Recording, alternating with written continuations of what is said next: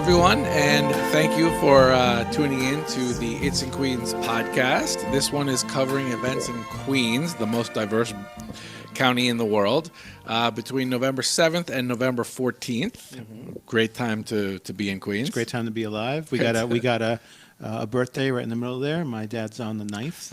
Okay. So happy birthday, Bill Donovan. We will be celebrating Bill Donovan's birthday in high style. That's right. It actually is it's a pretty interesting week because of a couple of things. First of all, there's some interesting things, but also Wait a second. Who are you? Who am I? Yeah. I'm Rob Mackay from the Queens Tourism Council. But who are you? Well, what are you that must doing? make me- Who are you and what are you doing here? That must make me Chris Donovan. Oh, would that be from the Daily News? The As of now? co-sponsor Right, of the, yes. That would be Chris Donovan, who is hanging by a thread at the New York Daily News.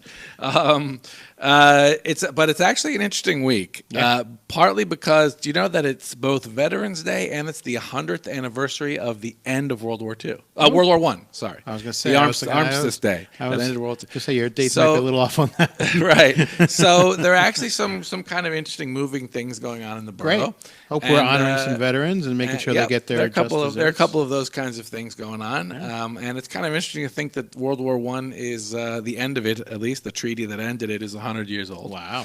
So a lot has happened in the 100 years. Yeah, a lot of wars followed that. More wars. That was not the granddaddy that ended it all. Right? No. Anyway, let's start with we have one of those sign of the times events that are coming up. You know, is it like a Snapchat festival? No, there are certain yearly like annual things that happen in Queens that tell you what time of year it is. Sure. And this, of course, is Gingerbread Lane. Oh, at the New York Hall of Science. I like this one. Do you know? Have you been to Gingerbread Lane? Every year we go. Really? Yeah, okay. Yeah. I go too because it's cool and it looks, it's impressive. It makes the entire museum smell like gingerbread. Yes. For those who don't know, gingerbread, there's a chef. I believe he's a Culinary Institute of America trained chef named John Lovich, who spends the entire year planning, making these gingerbreads, and it's an entire village of gingerbread houses. He uses real gingerbread, royal icing, and candy, and that's about it. That's it. And he creates. It's all natural. It's edible. In fact, it's all edible. In fact, I got some of it last year. You did? Yeah. Okay. Because when the show is over on January 21st, you can go to the New York Hall of Science and get pieces of the. You want to get some from the back because you don't know if any of the front's been touched. Oh, that's a good point. But they have. It says don't touch, but you know how people are. Yeah, but he's created, at least in past years, he's created, trains, and he uses, when I say candy as one of his ingredients, that includes, like gummy things and other kinds of, he can create lakes. I think there's a Central Park. He's got department stores and post offices, and so it's all kind of cool. And like I said, it's something that they do every year. Yep. And it's sort of a tradition. And this one opens on November 10th, so you got a good head start. Yeah. You have a bunch of, if you're a weekend warrior, you have a bunch of weekends to take your kids to it before Christmas starts. Nice. So that's good that you go to that. Oh, absolutely. Does your son Liam get excited about it or what? You know what? He likes the Hall of Science as a venue. I mean, they always got have amazing it's exhibits. A good place for kids. I think last year it was up during like one of the gamer maker fairs type things. So that's more than it. Oh, okay. So we usually go to an event during New York Hall of Science between November and December. And they have something. You know? Actually, it's funny. I took two kids, a friend of mine who lives out of town, and his two sons, and we went last year, the Gingerbread Lane, and then we also went into the gift shop. And they sell lollipops with insects inside them. Yes, they do. That's true. So you can get, like cherry-flavored lollipops with a grasshopper inside. And so, of course, one of the kids, the youngest kid. Also freeze-dried ice cream. Freeze-dried ice cream. Yeah. One of the kids I was with, of course, the younger brother, of course, he had to have a bugs lollipop. Are awesome for kids. Why not? Yeah, it's all pure protein. There's another kind of interesting thing that's shows you that Queens is making it. It's the Work It, and that's WERK. Ooh. It podcast festival. Now, this is a podcast. Were we invited? Oh, no. Well, I'll tell you why. It's something that WNYC Studios, WNYC Public Radio. Right. It's for women. It focuses on women podcast people. So maybe we'll have to crash it. I think, listen. I can tell them that I identify as a woman. Right. And we'll crash it. They can't stop us. But they can't stop us. They hope to contain us. This is a huge thing. It's first of all, it's over, I believe, 6 days. Oh, wow. And the first 2 days are entirely at the Knockdown Center in Maspeth. Oh, all right. Very cool space. Knockdown Center is right on the Maspeth, Queens, Brooklyn border. Would that be Bushwick or would that be the Industrial Park? I think it's the Bushwick, East Williamsburg Industrial Park. I'm thinking industrial, yeah, because if you're in Brooklyn, then you're all about, you're all. But it's on that line where the warehouse. So it's very true. It includes, and I have here, full days of conversations, workshops, live tapings, networking events, one-on-one mentoring sessions. And the first 2 days, I believe, are entirely at the Knockdown Center. And then after that, they have some of these sessions all around New York City at other venues. But most of it's happening at the Knockdown Center, and it's November 12th through November 17th. Well, we do have Terrence Ackerman as a permanent co-host. Oh, we can say Taryn. Yeah, Taryn, we're going to need you on that one. We have an annual event, Gingerbread Lane. We have a big event that shows that we've made it. We also have an encore performance. Yes, this is exciting. Back by popular demand. Right. There's a Mexican actress and singer named Flora Martinez. Last year she was here and she did Frida Libre, which is a one-woman play on Frida Kahlo, the Mexican artist. Right. And it got rave reviews, and so she's back again this year doing it again. Right. Queens Theater in the Park. Yes. Sorry, just Queens Theater now. Just Queens Theater. So she's doing 6 shows in English and 4 shows in Spanish. Nice. So you can watch it. You could practice your Spanish by watching one English thing and then coming and seeing, or you could, if you're a translator, you could sit there and critique or something like that. My old Spanish teacher from high school used to assign us Channel 41 shows. Oh, really? Yeah. See if we could understand it. Okay. Well, there's some value to that. The woman, the play. I think it's a little bit different than it was last year, but it goes through. Frida Kahlo had a pretty incredible life, full of all kinds of. Success with her art, pain. She was involved with politics. She was involved in politics, communist. Right. She had a big accident when she was thrown from a trolley, right? Oh, yeah. And she became a cultural icon. Salma Hayek played her in a movie. That's right. And she also was married to the famous muralist, Diego Rivera. Yeah. And that was... Big difference in age, though, right? Big age difference, and I believe it was an open marriage. She was openly bisexual. He didn't believe... He was a very, sort of an artist, left-wing creative type. He didn't believe in the institution of marriage, but they got married anyway. Mm-hmm. So that was a very, I think that was also. I tried that one on my wife. She didn't buy it. No, she doesn't. You should have married Frida Kahlo. I sure. So that's going on, and that's from November 8th to November 18th. Nice. So, Good like run. I said, 10 there are days. 10 shows. You can watch 10 shows. Okay. And then because everyone likes food, number 4 on the list, I put in the Green Market Bites. Have you heard about this? Yeah. I wanted to go on Saturday. Last Saturday. The weather. So Edible Queens magazine, which of course covers the food scene here in Queens. Very well too. They are organizing something called Green Market Bites, where they get chefs from different restaurants in Queens to do cooking demonstrations at the local green markets, using the bounty that can be found at that can be found at the market. Now, last Saturday was canceled, but it was going to be Hughie DeFore, from M. Wells. He's French Canadian himself, but he's got M. Wells, the steakhouse that had a Michelin star, and also the PS1 luncheonette. PS1, right? he's got the luncheonette at PS1. So this Saturday, the 10th at 10 a.m., Bikash Karel, who is the head chef of While in Kathmandu. Oh, what do you think? Which is a restaurant in Ridgewood. Okay. What do you think? What kind of food do you think they sell at While in Kathmandu? Well, it's obviously Italian. Exactly. Kathmandu. So Nepalese food. He's going to share he's going to cook and talk about and discuss one of his mother's great dishes. Nice. Which is a combination of cumin and all kinds of other stuff. And that'll be at 10 o'clock at the Ridgewood Youth Market, which is right where Cypress, Myrtle, and Putnam Avenues all. So that's kind of fun. And there'll be other events coming on later. The guy from Casa del Chef, he's an Ecuadorian guy, Alfonso Shakai, he'll be doing one at the Jackson Heights Green Market a little bit after, and I think the Hughie to Four will come back. Yeah, they're going to reschedule that, and we're going to have Laura, who runs that, on our show. Come on a podcast? Yeah. Oh, okay. Well, heck, don't listen to me. Tune in when we get Laura Altamari on here, and she can tell you the details. I believe first week in December we're scheduled to have First week in December? Wow. Yeah. Okay. All right. Let me go through the list of some of the sort of commemorative events. Voices from War. Have you ever heard of them? There's no reason why you should have. They're an arts organization that offers writing workshops to veterans and their families. I like that. Yeah, so they are organizing a literary night at the Lewis H. Latimer House, where members or participants in their programs will read what they've written. Oh, that's pretty so cool. Poetry, short stories, all that kind of stuff. Just another way to support a veteran, right? Yep.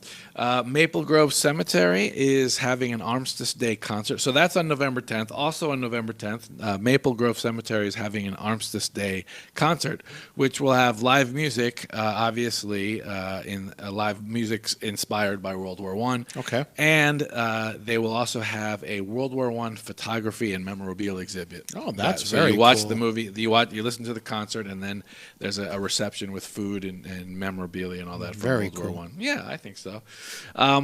James Haas. Have you ever heard of James Haas? That's Haas. No. All right. That doesn't mean he's not very important, though. Yeah, he has written. Don't let my ignorance. He is College Point. I think he grew up in College Point. College Point Gym? And he loves College Point, Queens, Right. and he's written some books about Queens, about College Point. So now he has a book, and the title of it is "To Honor Fallen Heroes: How a Small German-American Village in New York City Experienced the Great War."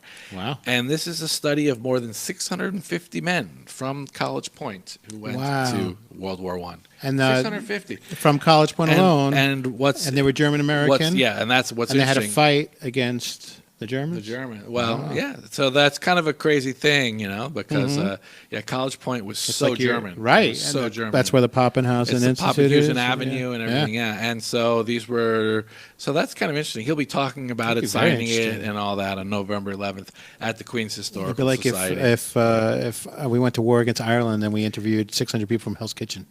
You're talking about the old Hell's The old Kitchen. Hell's Kitchen, yeah. You're showing your age. They got, The Hell's Kitchen is Irish. They got the Irish out of that place in a heartbeat. There's also a Veterans Day concert at the Volker Orth Museum in Flushing. Right. A flautist named Stephen Josephs and his ensemble will be playing really a little bit of everything to honor the military in general, all men and women that have been in the military. They can do everything from pop to jazz to classics. Nice. And I personally love the flute. In fact, I think it might be my favorite instrument. No kidding. Yeah. The flute just sounds so wonderful.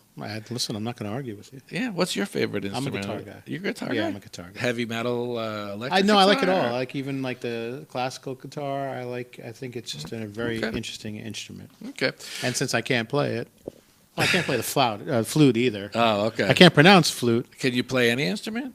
I cannot. Okay. That puts us in the same... I cannot. That puts us Although in I'm the pretty same badass lack on a of triangle. talent. Oh, yeah? Yeah, Okay. I can knock that thing especially when dinner's ready. Now, last week we talked about the Diwali motorcade that goes through. Well, 2 weeks ago, because we did 2 weeks ago last week. Yes. And yes. we should apologize. For Yeah. that. Last week we couldn't do it. I actually had a funeral to go to, a woman who lived to be 101. So Yeah, I mean, that was a nice life. It was a good celebration. Yeah, my godmother. Nice. Incredible woman, by the way. May she rest in peace. Born in Germany, her family hid Jews during World War II. There you go. In their apartment. I like it. Yeah. 100 years old. 101. She was born during when Armistice. World War I. I was going to say during Armistice. She actually, I think, if I remember correctly, her father didn't get to see her for a couple months after she was born because he was involved in. Oh, no World kidding! War I. Wow. And then while it was World War I, then World War II, they were hiding Jews. So that's Good. you always got to ask yourself, would you do that? Yeah. Would you do the right thing? Knowing that the Nazis would come and and her family did the right thing. I love it. It's a great story. Anyway, Diwali. Oh, yeah. What does Diwali mean to you? It's definitely a celebration of something, but another side note is that my email that I normally send to Chris every Monday went into his spam, so he actually doesn't know what events we're talking about. That's very true. Normally he's read the whole list and done his homework. This time he's just sort of shooting from the hip. Are you shooting from the hip or shooting from the lip? Well, I'm shooting from the hip, but too bad the brain's not connected to it. Right. Diwali is a Hindu celebration honoring Lakshmi, the goddess of light. Very nice. It's for many believers, it's the happiest time of year. When light triumphs over darkness and goodness triumphs over and evil. I'm sorry, I'm going to sound very ignorant, but is this the color one where they throw all the colors at each other? No, that's Pagwa. Oh, okay. That's in the spring.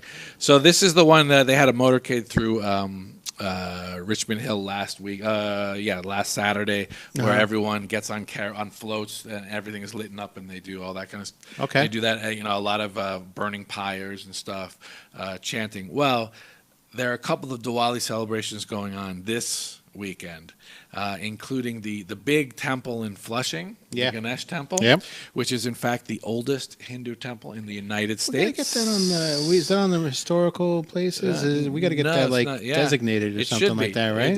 In fact, I think they had tried and didn't get it, but they have to go get it again. I don't like it is that. the oldest Hindu temple in the United States.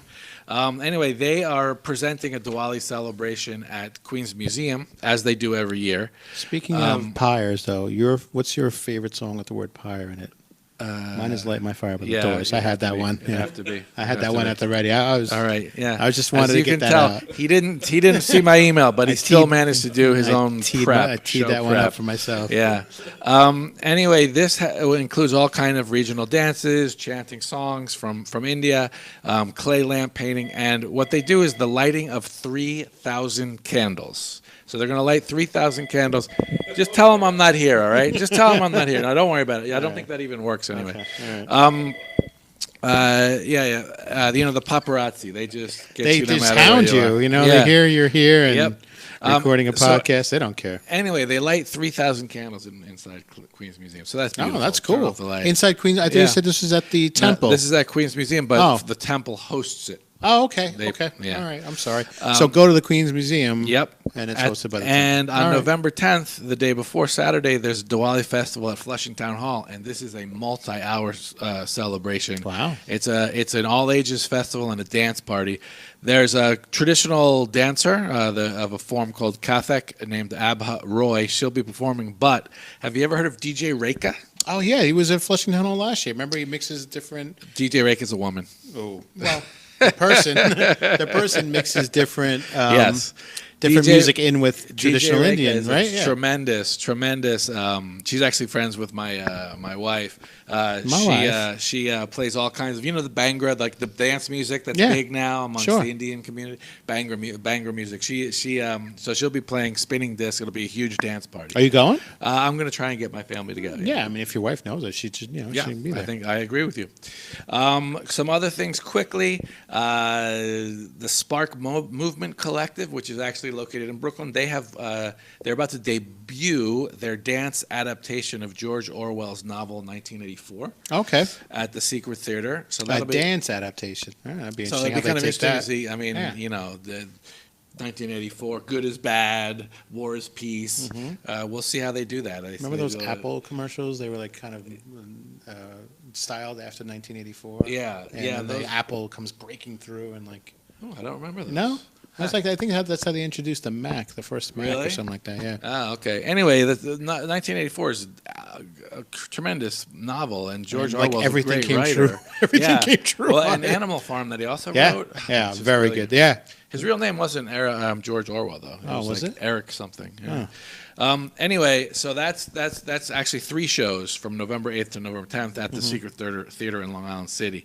And then there's another kind of interesting, fun thing, which is to say that Queen's Museum has these artists in residence. Yes. And they make art and they do it out of the studios at Queen's Museum. So Queens Museum and Queens Library have formed a little partnership. Good. And the artists in residence are going to open up Like shows. two great tastes that go great together. Exactly. Right? It's like peanut Reese's butter peanut and butter. it's peanut yeah. butter or it's chocolate. Actually, cardamom and coffee. It's like, oh, you got my book in your art exhibit, and you got my art exhibit in your book. I like the cardamom and coffee. All right, well, listen. They're not all winners, Rob, all right? I'm going to tell you. I'm trying over here. No, I just really do like cardamom and coffee. Cardamom and coffee? You never had it before? No, what is that? Try it. You know what cardamom is? I think I do, but I feel like I'm not going to say it right. All right. Do you like coffee? I love coffee. Okay. Someday I'll get you just a little. You put a little cardamom spice in. Okay, I'm down.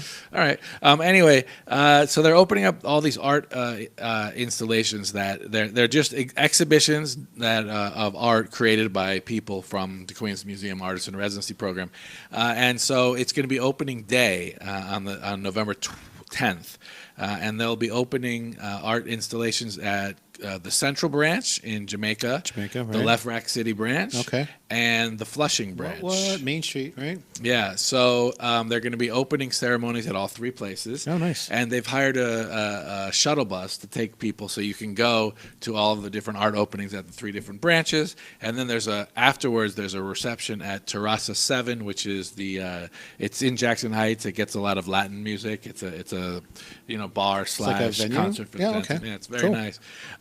And so that's kind of fun. I like that. Yeah, you could go to all three art openings, check out all three exhibits, and then you could go. Yeah, it says 11 a.m. to 10 p.m. Yeah, Wow, it's 11 that's a a.m. whole to day. 10 p.m. It's a lot of art. So, there's also. Have you ever had the pleasure of meeting Ricky Riccardi? No, I've heard of his name. I've heard him. Oh, you have? Yeah. We've talked about him before as well, but he's known. Okay. Right? Yeah, he's Ricky Riccardi. They call him Wikipedia because he knows everything That about was it. Louis Like if Armstrong. you ask him what Louis Armstrong yes. had for breakfast in 1962, He'll be able to tell you. Yeah, he knows everything. He's got all of.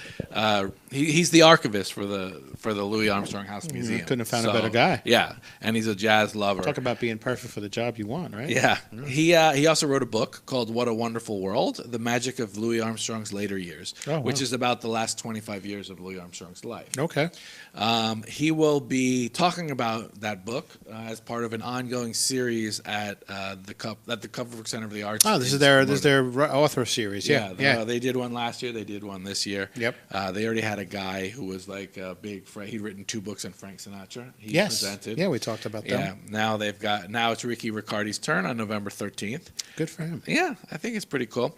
Let me throw it. So if you're a jazz guy or if you're a Louis Armstrong guy, Louis Armstrong guy, Ricky Riccardi is like you could do like like the Stump the Joke Man. yeah, You could do like any kind of trivia and he would be able to get it if it was about Louis Armstrong. I bet. I'm sure. You could say blah blah blah blah. Oh, he said that was written on December 4th, 1937, but it, blah blah blah blah blah. There's also the couple of other authors.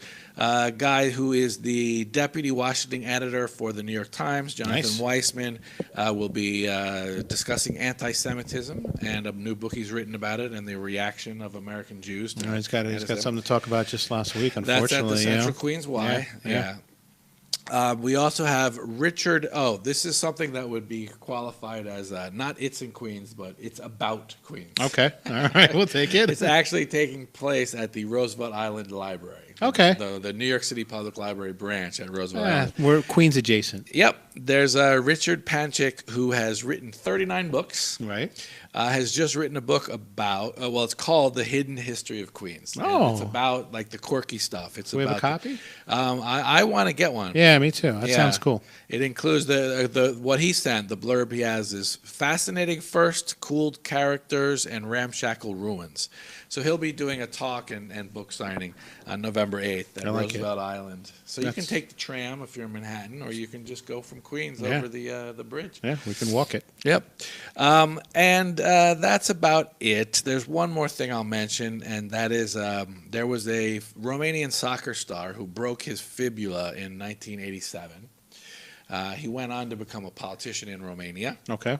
And he got this idea that he was going to you could change the rules of soccer and it would reduce injuries.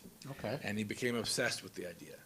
He still is. Did he make it happen? And so there's a movie that's showing, which is on his life. Okay.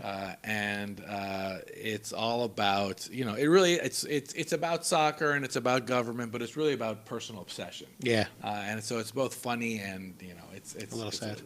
a little sort of just interesting. Okay. And that's about to start a long run at the Museum of the Moving Image, actually from November 9th until November 18th. All right. And on some of those days, they'll be doing 2 screenings a day.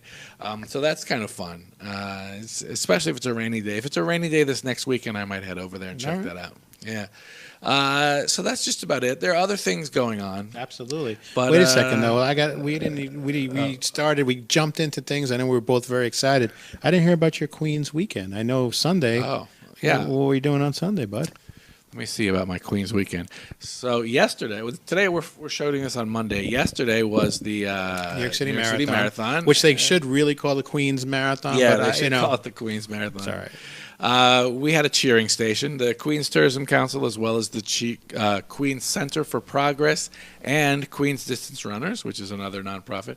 A lot of members of Queens Distance Runners were actually in the marathon, but those that weren't running, and us and Seth Bornstein and others, we had a cheering station right on 44th Road and 21st Street. That's where they're right off the bridge. Or? It's so you're only in Queens for a little bit more than 2 miles. I know, which is you go over the Pulaski Bridge from Brooklyn's Greenpoint into Queens, Long Island City, and you go down a little bit. I guess that's Vernon and Jackson. Then you go on to 44th Road, and you take that up a while before getting on the bridge, the Queensboro Ed Koch Bridge, or 59th Street Bridge. And so we had apparently it's about exactly the midpoint way, and apparently it's when sort of the adrenaline wears off and people are like, oh my God. So everyone says, because obviously I'm not a runner. Yeah.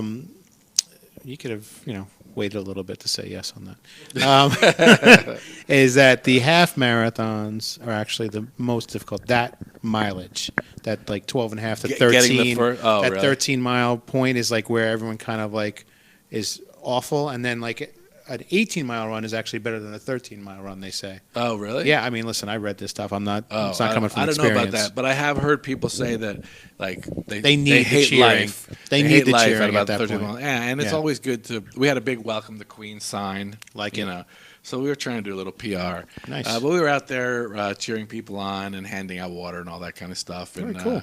It was something. You'd be amazed how many people run by you. Oh, yeah. in a day. No, but they do appreciate it. There's a marathon runner at my job who really likes seeing people along the route, and he knows that this guy's going to be on the First Avenue, this guy's going to be in Brooklyn, this guy's going to be there, and he knows where he's going to see his friends. So it's pretty cool. That is pretty cool. And a lot of them wear shirts that either have their country or their name or what they're running for, because a lot of people are running. A lot of running for charity. So you can pretty much, as they go by, you can say "Go Andrea" or "Go Italy." I think Andrea's just calling. Yeah, I think Andrea's calling. So that was one cool thing I did. Saturday I went to the Hob, which is a Mexican restaurant. I think it's technically in Woodside or maybe Sunnyside. Mm-hmm. It is fantastic. Nice. Real Mexican food. Oh, I like that. Yeah. What about you? What did you do this week? Well, I had my 30th high school reunion. Archbishop Malloy High School. Archbishop Malloy. So we were in Briarwood, Queens. Yeah, we were in Jack Curran's gym for the big reception, and then we ended the night over at Austin and Zale House. Oh, okay. Yeah. Okay. Good night. Jack Curran, now he was the basketball coach for years and years, and did he break record for like the winningest winningest basketball coach high school basketball coach in history, he's also the baseball coach. Not just New York, the whole country? Not just New York. Yeah. He was a basketball coach. He ran an excellent program for the better part of 35, 40 years, something like that. Yeah. Well, so a lot of NBA, like Kenny Anderson. Kenny Smith. Yeah. Who was there when you were there? We had Kenny Anderson was a year behind me. Rob Ordani went on to St. John's and played some in the NBA. I'm trying to think there was anybody else who made the NBA on the team. But good time? Good time at Austin Ale's house? Absolutely. Right. Absolutely. Any stewardesses were there or no? I did not notice. I did not know. We were deep in conversation because I'm only seeing some of these guys every 5 years at these reunions, so there's a lot to catch up on. Right. And that's, of course, you went to Malloy when it was all male. That's correct, and now it has expanded. Yeah. They've expanded their offerings to the female population. Any chance that you'll send your son there? Very good chance. Really? Yeah, why not? It was a good school for me. Got me to this point here today at the It's in Queens podcast. So, I mean, wow, that's a ringing endorsement for Catholic school education. Okay. 2 things we should mention before we leave. Mm-hmm. One is that everything we talked about, sometimes we get it right.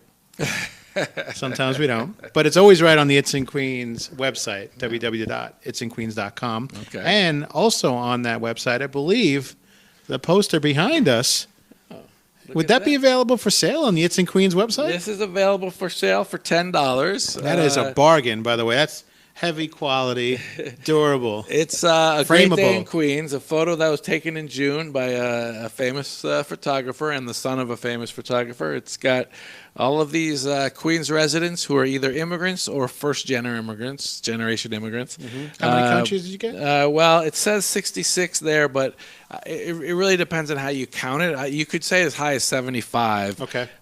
Because there are a couple people who had 2 parents who were, like, what do you do if, you're Ecuadorian and Colombian? Right. And we also there were some people that didn't get into the photo because there's a lot of talking going on right around over here during all that. So there were people like from St. Martin who didn't get in, which was really too bad. That's a shame. But there are 137 people because we had a lot of countries had more than one representative. Sure. Which is actually interesting too because we had Indian Catholic, Indian Hindu, Indian Muslim, Indian Sindhi. So we even had some diverse, within the country. Within the countries. I like it. If you would like a copy of this and more information on it, it's all at itsinqueens.com. Thank you for bringing that up. My pleasure. And make sure you tag us, hashtag It's in Queens. Hashtag It's in Queens. Follow us on social media. It's in Queens across the board, Instagram, Twitter, and Facebook. Yep. And we do not do Snapchat. No. No, we won't do it. All right. Well, thank you guys very much for putting up with us. And thanks for missing us with all the cards and letters we got wishing us well. Oh, yeah. I mean, that mailman, he had a bad back last week. So we can't thank you enough for all the support. All right. Bye. Thank you.